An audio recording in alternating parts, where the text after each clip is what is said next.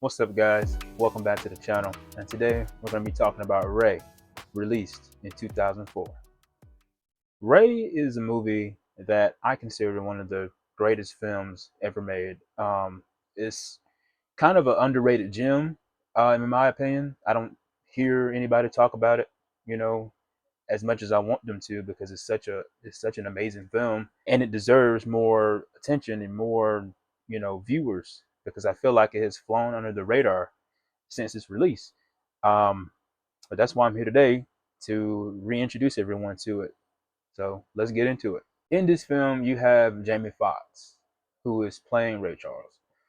And ladies and gentlemen, I'm here to tell you, he completely disappears in this role. You know, this is an Oscar winning performance, as he won an Oscar at the next year's Academy Awards, and deservedly so. There is no inkling of Jamie Foxx anywhere. He is Ray Charles, and you can honestly just tell that he gave it his all. He was motivated. He really wanted to play the part and really step into the shoes of Ray Charles, literally, as he performed blind. He actually had his eyes glued shut during the filming of this movie, because he wanted to just really grasp uh, what it would be like being blind. And so he really committed to the role, and you can honestly tell by watching this film, because Jamie Foxx gives it his all, and he deserves that Oscar. I was introduced to this film when I was like probably 8 or 9 years old. In the living room, it was on BET playing, and I just sat down and just watched it. From the point I started watching it until the end credits, and it's a movie that stuck with me. I knew who Jamie Foxx was, but I was just as a kid, I sat down and watched this masterpiece, because I knew then that this was something special. This was a movie worth watching. As far as what I like about Ray, as mentioned before, Jamie Foxx's performance as Ray Charles is outstanding. It's phenomenal, in my opinion. It's one of the best portrayals of a public figure, celebrity, if what have you. It's very convincing. It's a very convincing portrayal, as well. And I believe that's what makes the film work, because without a strong lead like Jamie Foxx portraying a figure and a character like Ray Charles, it wouldn't work. But it does. I also found the set decoration in this film to be top notch. It is just the settings, them recreating the world of the 50s and 60s, uh, was great. It's very convincing as well. I love it. Um, it just makes the audience feel like they're in that world. And also, despite this film being over 2 hours long, I don't feel like this movie drags for me. I think this film has a great pace to it. Once it kicks into gear, it just never stops. It doesn't feel like the film spins its wheels or is dragging. I'm saying like this: I never feel like whenever I'm watching this movie, it needs to hurry up. It needs to wrap up, because it's just kind of boring. I don't feel bored watching this movie ever. Um, every time I watch it, full attention, and just excited to revisit the story again, excited to come back to this world, of Ray. Even though this film has some, let's say, not so great moments in it, as far as characters, what they go through, it does have some sort of weird comfort in it. Like, it's like a homey feel. I can't explain it, but if you watch the film, if you've seen the film before and it's one of your favorites and you have no problem going back to it, do you understand what I'm saying? As far as that go, but I don't feel like the movie drags. It's a steady paced film. Once it gets into gear, it never slows down. And lastly, in the what I like section, the other performances in this film, aside from Jamie Foxx's, is also great. You have Kerry Washington in here, Regina King, Clifton Powell, Bokeem Woodbine, just several others in here that just give great performances as well. Um, and I love it. I love it. Without the full cast meshing well together and just connecting, this film wouldn't work. All of the supporting cast have a great chemistry with Jamie Foxx, and that's what also makes the film complete, in my opinion, because without that chemistry, none of it would work. But everyone gives an amazing performance, especially Regina King as Margie Hendricks.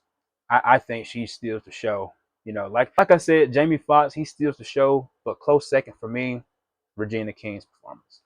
Um, she's amazing in this movie. As far as what I'm on the fence about for Ray, I do think that, like most biopics, this film follows the same beats of a biopic. It follows the same steps of any other one. If you've seen one, you've seen all. Especially the ones that follow controversial figures. I'm not calling Ray Charles controversial, but um, he had some issues in his life, some substance abuse issues, and this film, touches on that.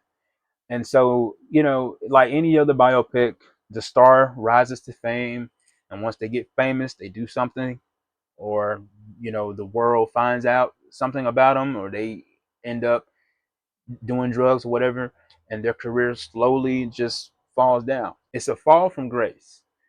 Um, just like any other biopic, they reach fame, fortune, do something, and it's a fall from grace. Sometimes it's a fall permanently, it's a permanent fall from grace, and sometimes they fall and they rise back up. Like in this film, Ray Charles, he gets arrested, for having drugs on him. But eventually it all turns around for the better towards the end of the film. Another thing I'm on the fence about is the side characters in this film and how they're utilized. Now we're following Ray Charles. This is a Ray Charles story, um, and the supporting cast, the side characters, if you will, they're not as fleshed out as the main character is. I take issue with that a little bit, with the side characters not being as fleshed out as the main character. Understandable, because we're not following them; we're following Ray Charles. Um, but I do think some of the side characters do come and go. It feels like um, they're introduced, and then they are interacting with Ray Charles, and then they're just out of the picture. You know, and I do feel like some of them should have been fleshed out a little more, but this movie's already 2 hours, so most of it probably was, cut because of real life incidents or real life situations, or just for the runtime of this film. Um, but I do wish that some of them, some side characters, could have been fleshed out more, could have had more screen time. But just a nitpick. As far as what I didn't like about Ray, um, even though I said this movie does not feel like it drags, it's still a 2 hour and 32-minute movie. And for that reason alone, I think some people may find that too long, or may find that this movie is boring. And I get that argument. Attention spans are as short as they ever been, in this generation. So I get that. This may not be everyone's cup of tea. This is not a film that you come to frequently.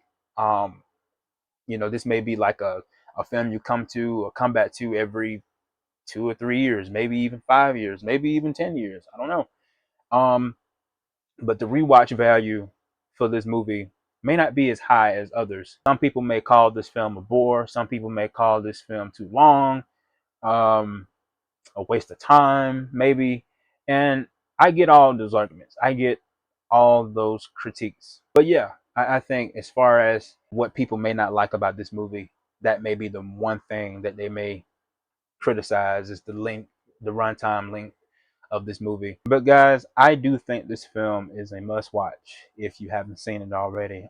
It's a movie you need to see at least once. And especially if you're a fan of Jamie Foxx, I recommend people check this movie out because it's a beautiful story filled with troubles and triumphs. What Ray Charles had to endure during his lifetime is such an amazing story that, from beginning to end, you're intrigued by it and you're invested in it, and you just want to see a payoff. And the payoff, as far as the movie events go, is great. It's a great payoff.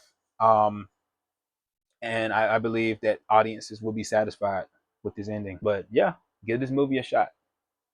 You won't regret it. But that's it, guys. That is it. Those are my thoughts and opinions about Ray. Um, Let me know if you've seen this film already. Tell me what you think about it. If you go and watch it based off this review, come back to me and let me know. Type in the comment section below and tell me your thoughts and opinions about this film as well. If you didn't like this movie, if it is too long for you, or a bore to you, explain that. Tell me why you didn't like it. Tell me why that's your opinion about the film. And until next time, guys, I'm Bran. Thanks for watching.